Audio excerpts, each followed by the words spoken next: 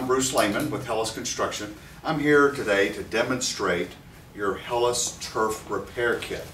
I'm going to take all the items out of the bag one by one and kind of explain them. This is a caulk gun.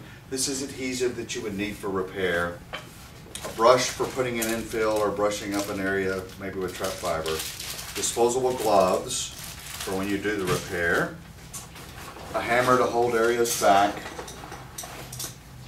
A knife to use. Scissors for trimming. Screwdrivers for your knife and changing blades and so on and so forth. And then a air can to kind of blow areas out. Let's say that you're on your field and you discover an area that has a repair. I've got one here. Okay, you find an area that's loose on your turf. First thing you're going to need to do is to take, and you've got seaming tape underneath, you're going to need to take and blow the rubber off of that to make sure that the surface is clean. Then at that point you take the PL Premium adhesive, put that into the caulk tube. I've already cut the end off and punctured this. Get this coming out. You'll see how much I'll apply. And always say a liberal amount.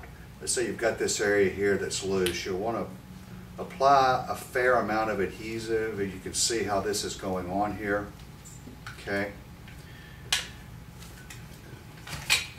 Pull back. And then apply the turf back into the adhesive. What you're going to want is you're going to want to get a transfer of adhesive on both sides of the material. Something looking like this. Okay.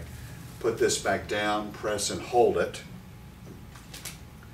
And then you will need to take rubber and then your brush. Happen to have a handy bag of rubber. You don't want to take and dump rubber all into one spot. You want to do it pretty much as you saw us do installing a field. Put in light little lifts and then brush the rubber into the turf. Continue that until you get it filled back to its normal level.